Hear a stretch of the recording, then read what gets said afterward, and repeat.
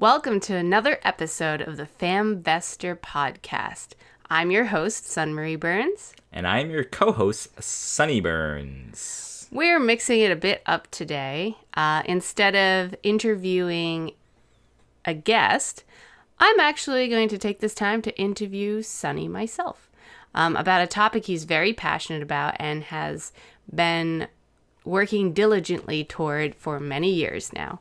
And it's something that he has a lot of insight to share, and that is voluntary hardship.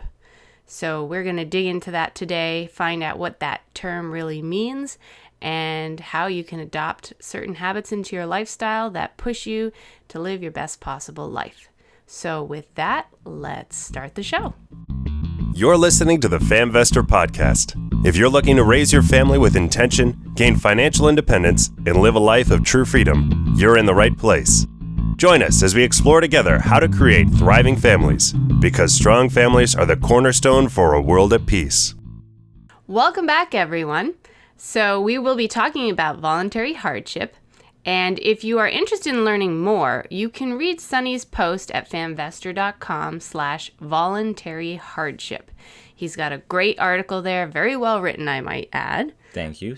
I was reading it and I thought you did a good job. Yeah, and I don't think we're going to cover everything on this podcast, but I do have 21 specific challenges you can use to reinvigorate your life. Right, and reinvigorate your life is something we all want to strive for, right? Voluntary hardship is something that I think not everyone sets out to put themselves in that position, but it's definitely a good practice habit, and we'll find out why. To get us started on this episode, I'd like to begin with reading a quote, and this is from Helen Keller. I have often thought it would be a blessing if each human being were stricken blind and deaf for a few days at some time during his early adult life. Darkness would make him more appreciative of sight. Silence would teach him the joys of sounds. This was from 3 Days to See by Helen Keller. And it is the starting quote of the voluntary hardship article. And I'm curious, Sunny, why this quote? Why did you choose that quote? And what were you thinking when you put that there? So what I was thinking is voluntary hardship is all about kind of challenging yourself. It's, putting yourself in a position you don't have to be in, but an uncomfortable position you don't have to be in. And why do that? And I thought this quote really exemplified, maybe, put a blindfold on for 3 days and you really get into the shoes of a blind person. And, if you think about Helen Keller and if she had that gift of sight, even just for a couple minutes, how much gratitude, how much appreciation she would have for that gift of sight. And so if you kind of go through this for 3 days in a blindfold, I'm sure you would glimpse some of that ultimate happiness that she would experience once you lift that blindfold, And I go through a lot of different challenges throughout this article. I talk about things like fasting and, how much happiness you have once you are able to appreciate the food and consume that again and different things like that. So, I'm not promoting masochism or sadism, not suffering for the purpose of suffering. I think it's more just to promote discipline and also just gratitude, just the gratitude for all the gifts in our lives, all the blessings we have, and just, also just promoting that mind-body unity. So, you telling your body what you want with your mind and not the other way around, where your body's vices, all your body's indulgences that it wants, controlling your mind. So I felt like it all kind of wrapped up in that quote, especially that part about gratitude. I love that. I mean, definitely I think that sight and hearing is something most of us take for granted because we've had it our entire life and it's just a part of our existence. But it's very true. There are those who aren't blessed with those things, and we really should be more grateful for, even the simplest functions of our being. Yeah. I think what really inspired this article was that 3 Days to See. It's a little short essay that Helen Keller wrote, and it's really it's a good essay. I definitely recommend reading it, and it just gives you a glimpse into her world and an appreciation for your world. Right. So I know ever since I've met you, and since for as long as we've been married, you've always aspired to challenge yourself in new ways and never shy away from things that could be uncomfortable or hard at times. And I've always been really impressed with that. It was one of the first characteristics about you that I thought was really impressive and stood out from most other people I knew. You weren't afraid to go for something that you felt was worthwhile, even if it was a hard journey. And I'm curious if that was always an aspect of your personality or if it sort of emerged at a certain pivotal time in your life. Yeah, no, definitely not always. I remember going through middle school, elementary school, high school, just always coming home from school, watching as much TV as I could with what my parents would let me get away with, and just playing video games all the time. So it wasn't this, I was trying to, as we all typically are if we're not living intentionally, just trying to go for the most comfortable thing, the comfortable route. Our bodies are designed to be as comfortable as possible. We avoid hardship at all costs. We go for the easy, fast food. And, but a lot of us, I feel like, growing up, like after a few years, I've started to feel like so many adults I knew were like in this rut. They kept digging themselves into this narrow, comfortable routine, and with every passing year, they just came further and further entrenched in their ways, not trying to go outside the norm, just comfortable going home, watching their TV, and not wanting to go volunteer, and not wanting to go challenge themselves to try a new venture. And me, I didn't want that. There's this quote I really like. It says, "A little bit of inconvenience can lead to a lot of happiness." And to me, that means just like challenging yourself, putting yourself out there, doing something uncomfortable, making yourself a little bit of inconvenience, and you can go so far. Like for us, we talk about that house hacking example all the time, but rather than just finding that comfortable 4-bedroom 2-bath house for ourselves, we found this rental property, and that little bit of inconvenience of dealing with tenants, living in one unit while renting out the other 3, leads to so much happiness, so much freedom. So I feel like this taps into a really important aspect of life, and that is that everyone is pursuing happiness, right? But happiness doesn't necessarily come from the comforts in life. Even when we're living comfortably, we could feel unfulfilled and unhappy and bored with our circumstance. So it begs the question, what brings happiness, right? And I think ultimately what brings happiness is a sense of fulfillment and a sense of accomplishment and success in what you think is important, right? Right. I think it's so easy for us to get trapped into thinking, when we buy the nicest cars, the nicest couch to watch the biggest TV, then we'll be happy, that all these things will bring us happiness. But I feel like it's a false sense of happiness, like you said, it's the fulfillment, it's the hard work you put into a goal and finding that realization of that worthy goal and successfully working towards it.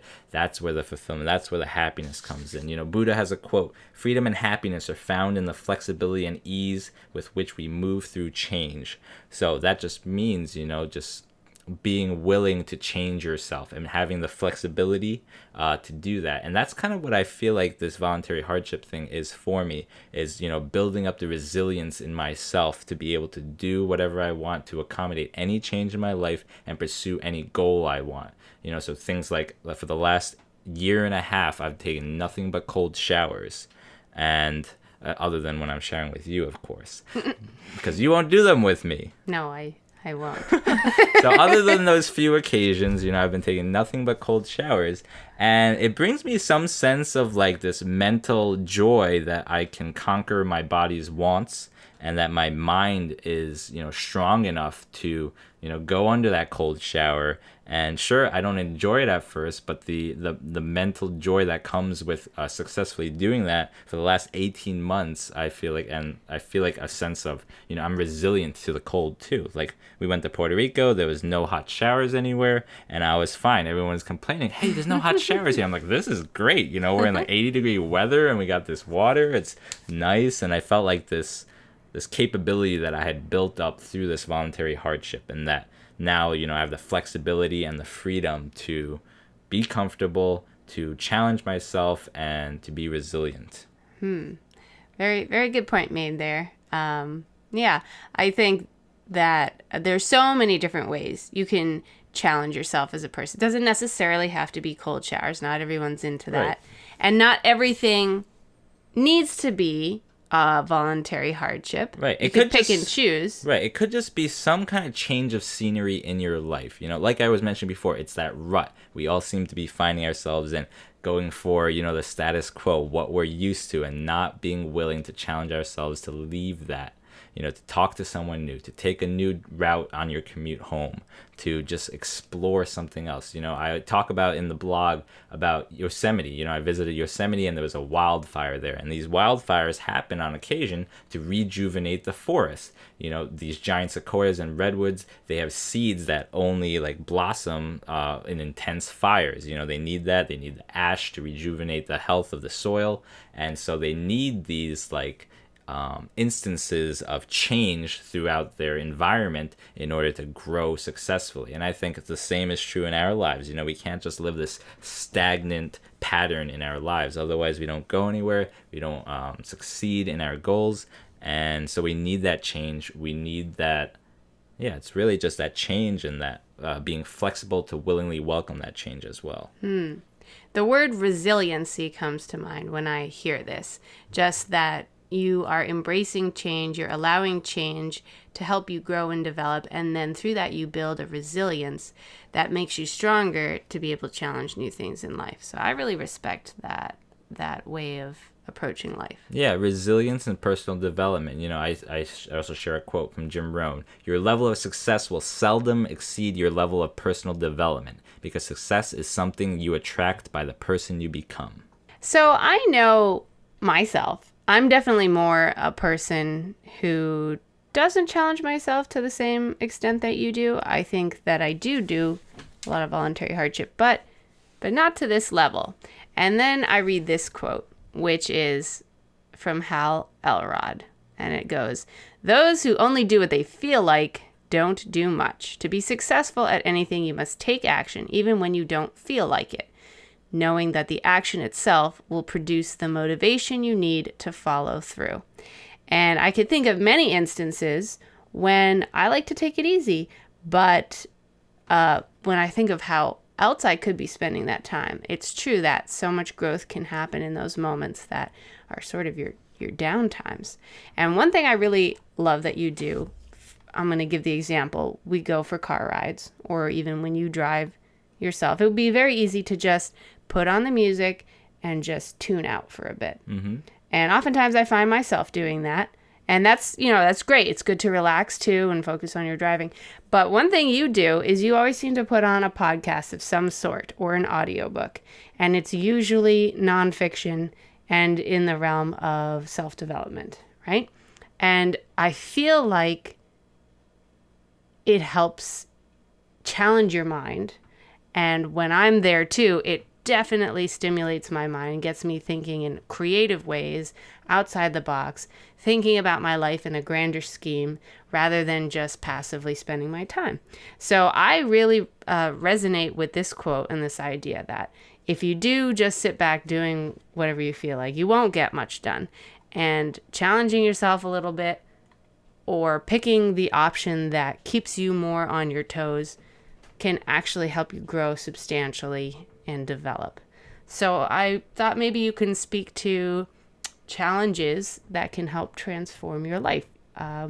You have some you want to share? Yeah, and of course, and definitely that's exactly it. You know, you do these things, these actions that promote this new line of thinking, you know, like listening to podcasts. Like before I listened to the Bigger Pockets podcast, which I just stumbled on, I knew nothing of real estate investing. And just that podcast alone changed the course of our lives. Mm-hmm. And, you know, it was that being willing to do something that's not super easy. Like now for me, listening to podcasts and audiobooks comes so naturally. I'd rather do that than listen to music. But initially, you know, music was just easier. It was just passive. I didn't have to think, just let my mind go and just be comfortable. So again, I just really want to emphasize, you know, the most important tool you can really hone and strengthen is your mind. You know, Harv Eker said, training and managing your own mind is the most important skill you could ever own. And I definitely agree with that.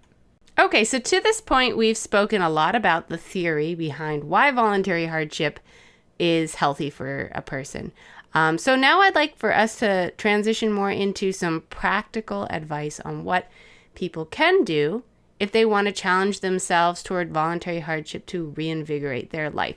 Do you have some tips or some ideas of challenges you could take on that either you've tried or you'd like to try or you find a good idea for practicing voluntary hardship? Yeah, I'm glad you asked somebody. So I just so happen to have a list of 21 activities, 21 actions you could partake in that could, kickstart your journey towards voluntary hardship and a new idea, a new way of life, a new perspective, a new gratitude to start pursuing.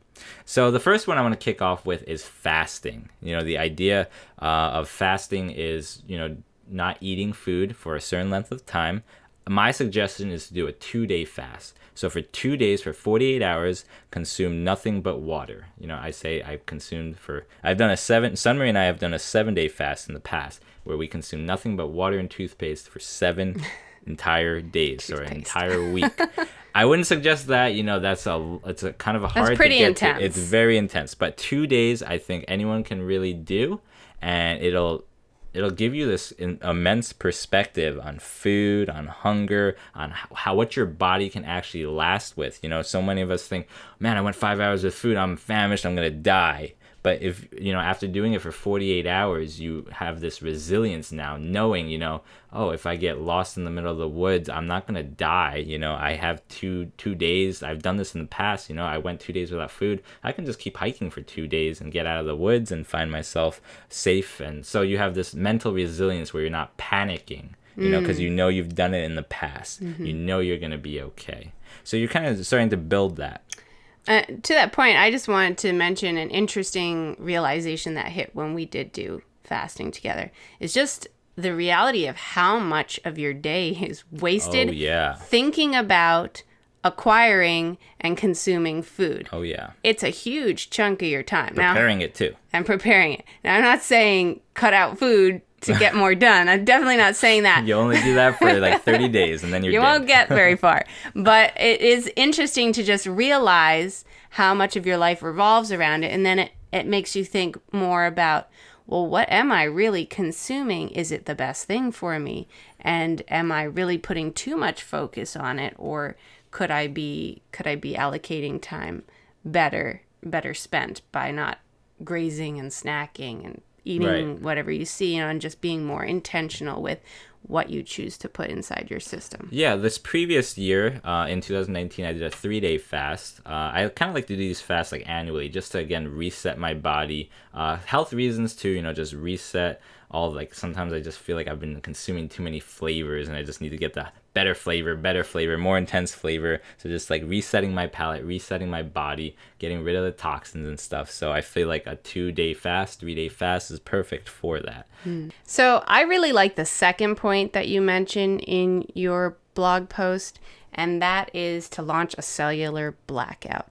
Basically what that means is to unplug from your devices, particularly your phones, because what we don't realize is so much of our lifetime and our day-to-day activity is consumed by our phone.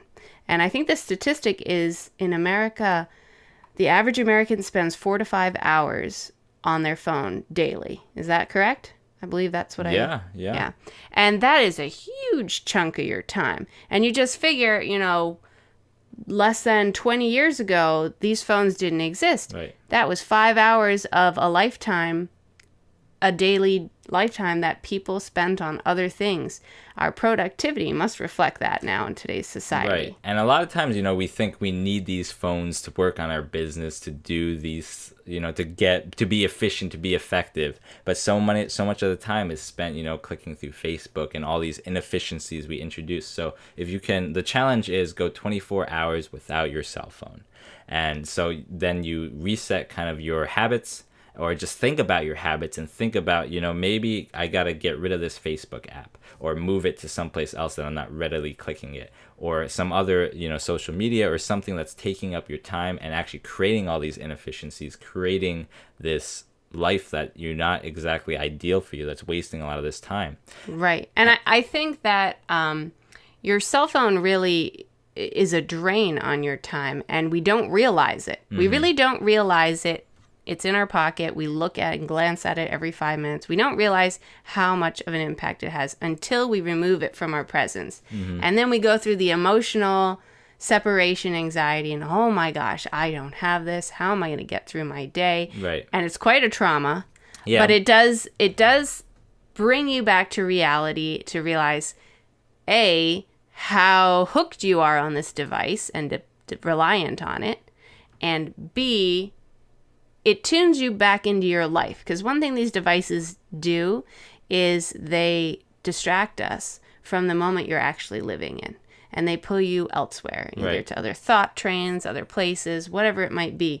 And then you can finally, when you disconnect from that device, really live in the moment, really experience the here and now, and be all 5 senses present rather than halfway distracted. And when you go 24 hours unplugged, you realize how much of an escape you're putting into this phone. Like, you'll feel yourself going into your pocket. I remember for me, especially like using the GPS, I'm so reliant on that GPS system. I don't even know the streets a block away from me, and I don't like that personally, And I feel like, so going without it, you realize all these things, and maybe you can take steps to improve your mind. One quick tip in this kind of realm is putting your phone on a grayscale mode. That's a great way to kind of be more intentional with what you do on your phone. So that means making your phone black and white. With the iPhone, it's built in the settings. I think you could get an app for Android to make your phone black and white. That way images aren't as distracting, and you can use it more for intentional purposes that are for personal. That's for like a developmental purpose. It's a lot less attractive to look at a black and white phone, and you bore a lot quicker. Yes, so definitely suggest that. So another thing regarding the phone you can do is we created like these magnetic mounts on our wall by a charging station. So when we come home, the idea, and we are not that great at this, but the idea was we place our phones there and we don't look at them again until, the kids are asleep. So create a safe haven where you put your phones and you don't allow them to distract you from your life. So an intentional safe space. So along that vein of disconnecting from technology, your point number 4 is to eliminate TV. Another big offender in time consumption in our day-to-day life that could be spent so much more productively. Average American, 4 to 5 hours a day spent watching TV. So just imagine that. You spend 4 hours a day on your phone, 4 hours a day on your TV. That's 8 hours. That's an entire work day. Yep. That you could be applying towards hobbies, passions, interests. So a third of your day spent sleeping, a third of your day spent working, and a third of your day spent watching TV, not creating anything for yourself. Right. So if you could eliminate that, how much more time you would have. Right. So the challenge here is to limit your TV watching to no more than 1 hour each day. We've actually gone ahead and gotten rid of our TV altogether just because we didn't like its presence there. It was just a constant distraction. The kids were constantly asking for it. So just decided to get rid of it, and it's been a great decision that I don't regret ever. So the next one is just waking up early. I write waking up at sunrise, but really it's just waking up an hour earlier than you have to. So maybe you have to, on a weekday, be out the door by 8, and maybe it takes you 30 minutes to get ready. So maybe normally you wake up at 7:30. So how about dialing it back 1 hour earlier than that and waking up at 6:30? So that's the challenge. Wake up an hour earlier than you have to. And so what can you do in that hour?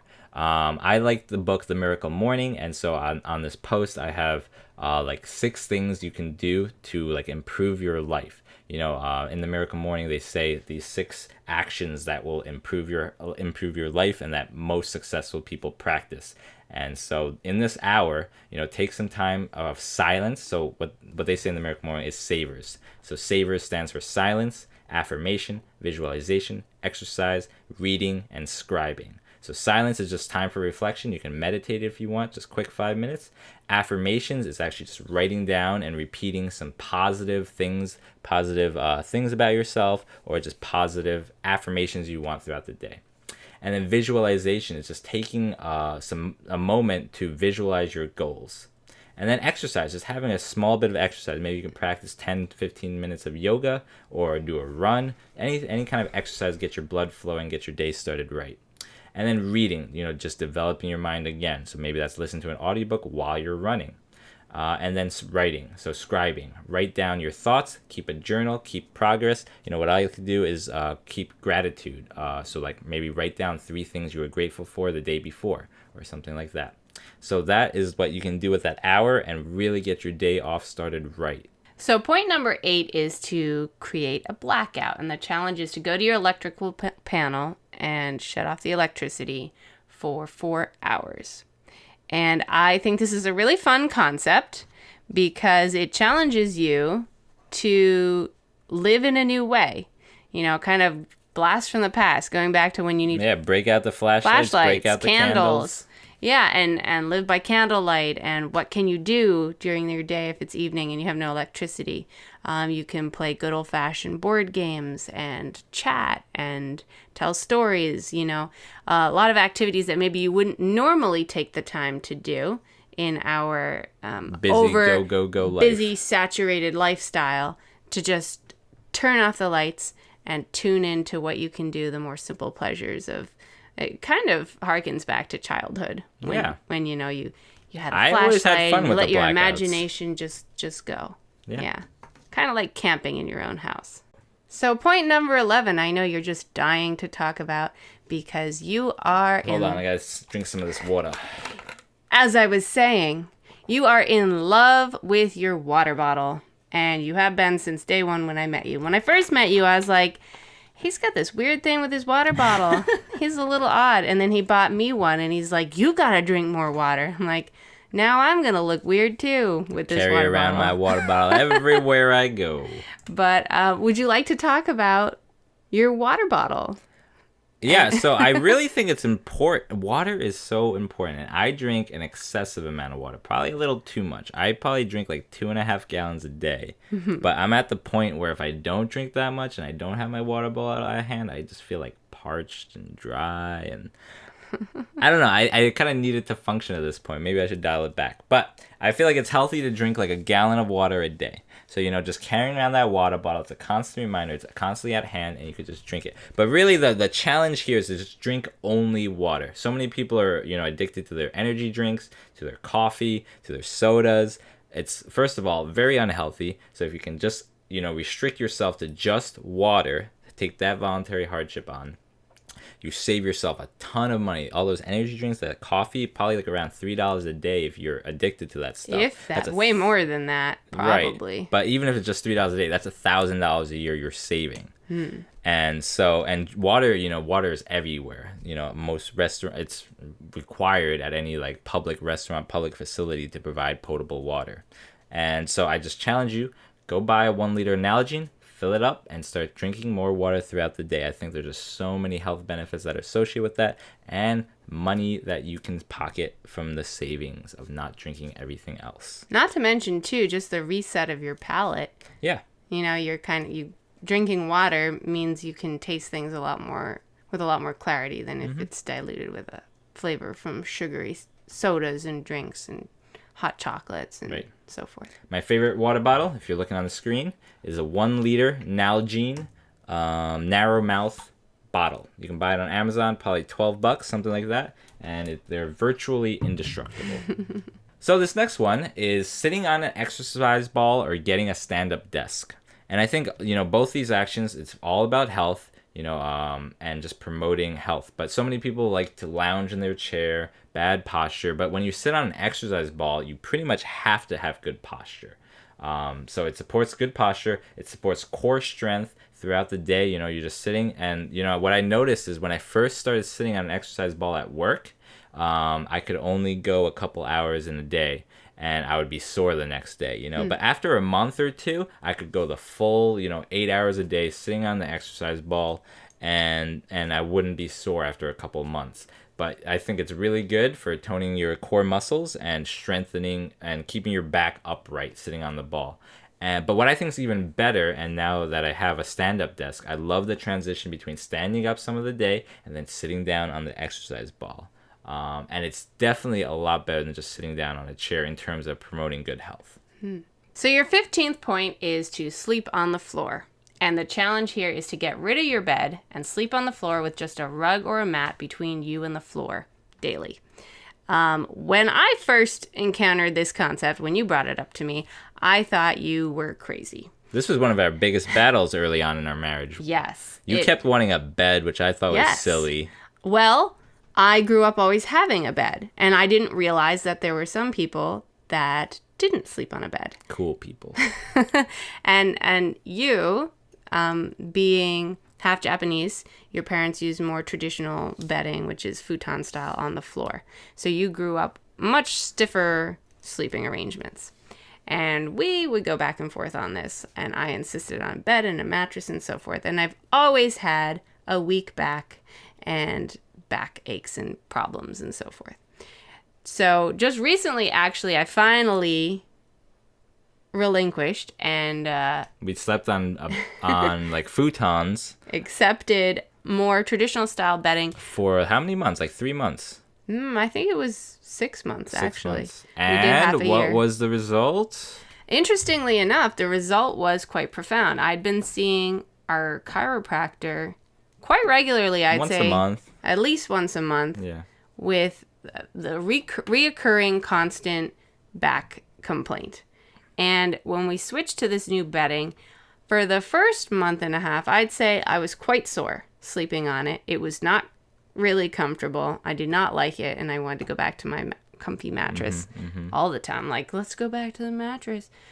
But then something changed, and similar to with the exercise ball, when you sleep on something that's firmer and flatter, your muscles realign and strengthen in your core where they should be. And all of a sudden, my back problems went away. Right. And I went 6 months without going back to the chiropractor. I was actually kind of sad. I was like, wow, I don't need to go right now because I literally don't have any back pain. So it was quite an interesting observation how making that voluntary hardship choice, making the switch over to something I really didn't want to do, and I did like the comfort of what I was used to, but it really wasn't the best thing for me necessarily. So switching to this firmer bed, which was on a mat on the floor essentially, was a huge health benefit to me. And what I really like about it is the added flexibility. You can just camp out anywhere. And we did this throughout Europe when we did the 3 weeks. We only paid for one night's hotel stay, and for the rest of the 3 weeks, we just stayed on people's floors with sleeping bags, and just because we were able to have that flexibility and the resilience of being able to sleep on the floor. We didn't need these fancy things. So if people didn't have extra bedrooms or extra beds for us, we could still make do. We could make it work. Well, at that time, it was fine for you, but I was still used to a bed, so it was not so comfortable for me. So build the resilience, and then you'll have the flexibility and the freedom to pursue that kind of lifestyle. Yes. It's a fun challenge. I like your point number 17, which is volunteering. And the challenge you state here is volunteer for the worst chores or tasks. I think volunteering in general can be viewed as a voluntary hardship because time spent volunteering could always be spent doing something perhaps you'd rather be doing. And indulgent comfort. That's more probably routine, comfort. Self-satisfying. However, volunteering really gets you out of yourself. And living for the sake of another person. Living for the sake of others, right. So even if you're in a rut and you feel like stewing in a depression at some point, if you've committed to volunteer and go out of your way to be someplace and help someone with something, it helps you put aside your immediate selfishness and consider the needs of others, and then really gain a better perspective on your own life. Right. And I feel like volunteering pays so many dividends. Like, when I was a youth ministry staff, I grew so much in that position of being, in charge of being a staff leader, group leader to my younger people, and learning those leadership skills. And then, volunteering now as a vice president for Toastmasters, learning so much about public speaking and just running the group. And always now, whenever there's like a role to volunteer in, I always take it, because every opportunity I've taken, I've grown so much by. And, you get yourself out there, you put yourself out there. I feel like half of the reason I got my promotion is because I volunteered for certain things and people saw me in that role. They knew who I was just because I met people volunteering. And I can't say enough about the benefits of volunteering. Yeah, it really makes you appreciate life more too. It gets you out of yourself. Exactly. It gets you out of a complaining entitlement mindset into a serving, giving mindset on what you can do and what you can take action on to make a difference for others. So it's a really profound mental shift that goes along with the physical action of getting yourself up and out and volunteering in some capacity. Yeah, I feel like there's so many organizations you can just run into and volunteer for, all these kind of nonprofits. Just become a mentor to someone. There's like big brother, big sister. You can mentor a little brother, a little sister, and really become a role model. And again, take yourself outside of yourself and see a new perspective on the world.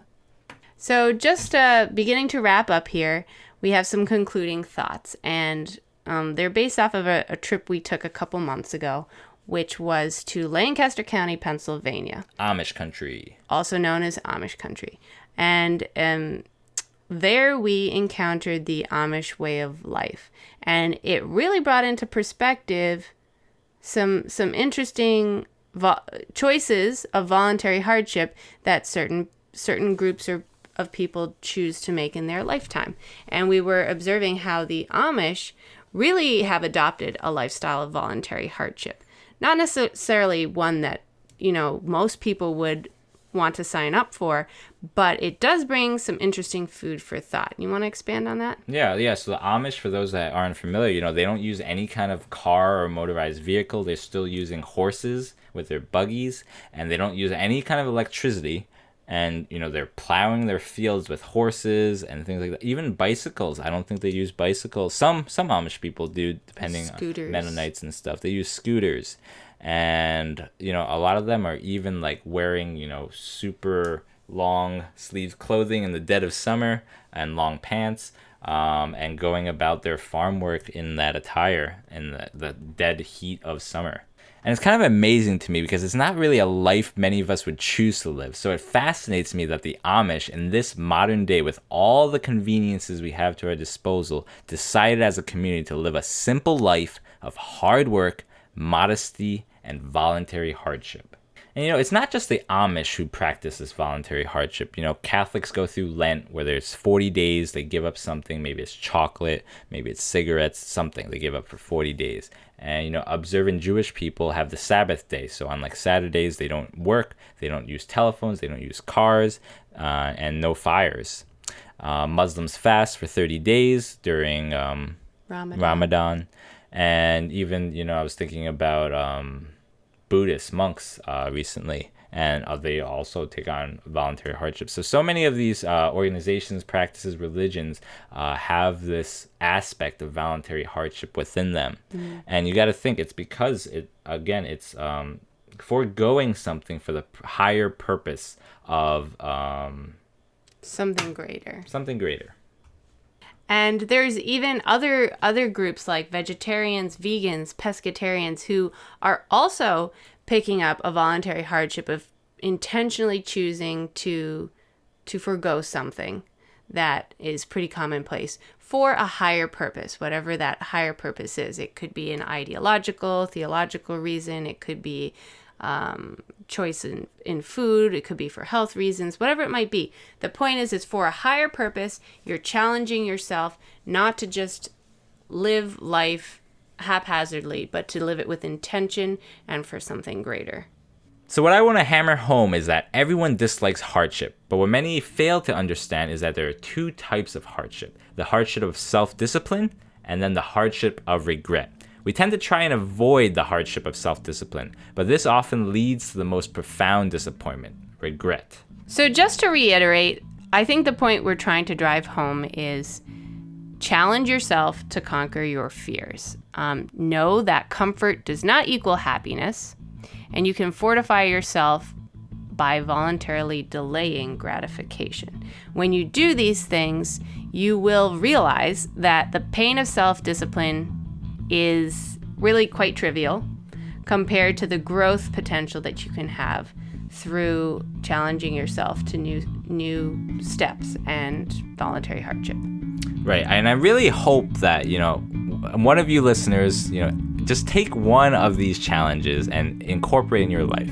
I'd love to hear the feedback you get. I feel like I've done most of the challenges I've talked about today, and they've all resulted in some interesting thing that happened in my life that I wasn't quite expecting. Something outside the norm. Like I said, it gives you new perspective. It introduces you to new people.